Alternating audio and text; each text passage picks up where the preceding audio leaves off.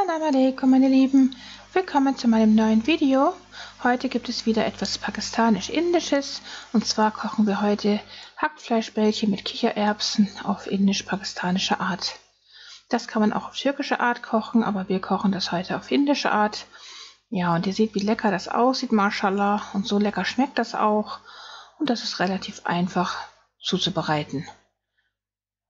Das isst man dann auch wieder mit dem indischen Fladenbrot, welches man selbst herstellen kann. Hier in dem Fall hatte ich allerdings kein selbstgemachtes, sondern ein gekauftes. Deswegen ist das aus Weißmehl, was natürlich nicht so gesund ist. Besser ist daher das selbstgemachte aus Vollkornmehl. Wir fangen damit an, indem wir zuallererst etwas Öl in einen Topf geben und eine gehackte Zwiebel hinzugeben werden. Die Zwiebel braten wir so lange an, bis sie anfängt braun zu werden, bevor wir dann Knoblauch und Ingwer hinzugeben werden. Jetzt fängt sie an braun zu werden. Jetzt geben wir frischen Knoblauch und frischen Ingwer hinzu. Das sind etwa 4 bis 5 Knoblauchzehen, die wir gepresst haben, und ein 1 cm großes Ingwerstück, welches wir gerieben haben. Das geben wir hinzu und wir braten jetzt die 3 Zutaten so lange weiter, bis sie richtig braun sein werden. Die Kochzeit dieses Gerichts war übrigens abends gewesen. Das ist der Grund, warum es hier manchmal ein bisschen schattig ist, man nicht immer so gut sehen kann, aber khair inshallah. Jetzt, sobald der Knoblauch, Ingwer und Zwiebel braun sind, wie wir das jetzt hier sehen, geben wir kurz etwas Wasser hinzu, damit nichts anbrennt, und dann lassen wir das Wasser wieder verdampfen, bevor wir dann die Gewürze hinzugeben. An Gewürzen nehmen wir hier 2 Teelöffel selbstgemahlenen Koriander, einen Teelöffel Kreuzkümmel gemahlen, einen gehäuften Teelöffel Natursalz, Chili nach Geschmack, einen kleinen Teelöffel Kurkuma, Pfeffer nach Geschmack und einen gehäuften Teelöffel Garam Masala selbst gemahlen. Wenn möglich sollten die Gewürze immer selbst gemahlen werden. Das ist gesünder und schmeckt sehr viel besser und gibt ein sehr viel besseres Aroma ab.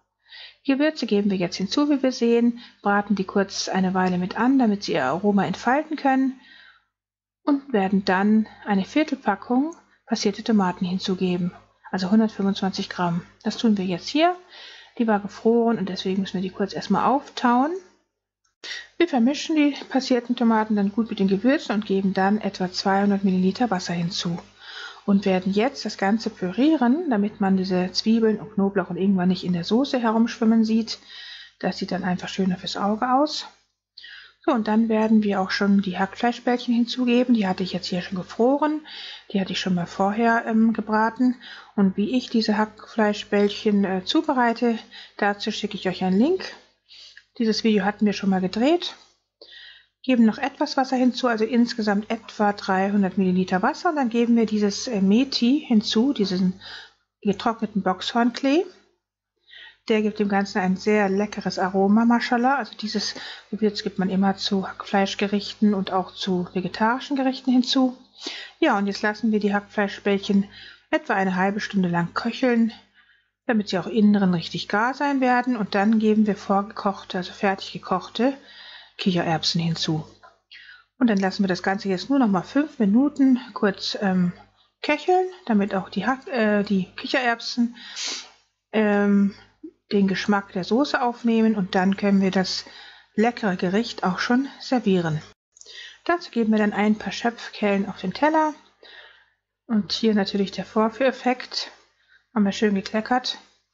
Ja, so sieht dieses leckere Gericht dann aus, wie ihr seht. Mashallah, duftet richtig herrlich und schmeckt sehr lecker. Mashallah, ja, und das isst man dann zusammen mit dem indischen selbstgemachten Vollkornfladenbrot. Dazu werde ich euch auch einen Link unten in der Infobox posten, inshallah. Aber theoretisch könnte man dieses leckere Gericht natürlich auch mit Reis servieren. Das kann man machen, wie man möchte. Wir hatten es in diesem Fall mit diesem Weißmehl-Fladenbrot serviert, weil wir zu faul waren, jetzt eigenes Fladenbrot herzustellen. Aber besser wäre es natürlich, wenn man dieses selbstgemachte Vollkornfladenbrot dafür verwendet. Das schmeckt besser und ist auch sehr viel gesünder, mashallah. Dieses Gericht verströmt übrigens einen herrlichen Duft, vor allem wegen dem Methi darin, aber auch wegen den anderen exotischen Gewürzen, die wir wie immer in der indischen Küche benutzen. Ja, dann wünsche ich euch viel Erfolg beim Nachkochen dieses herrlichen indischen Gerichts und gebt mir doch einen Daumen hoch, wenn euch das Video gefallen haben sollte. Und dann sehen wir uns inshallah wieder das nächste Mal. Vergesst nicht, Bismillah zu sagen. Liebste Grüße. Salam alaikum. Eure Mariam.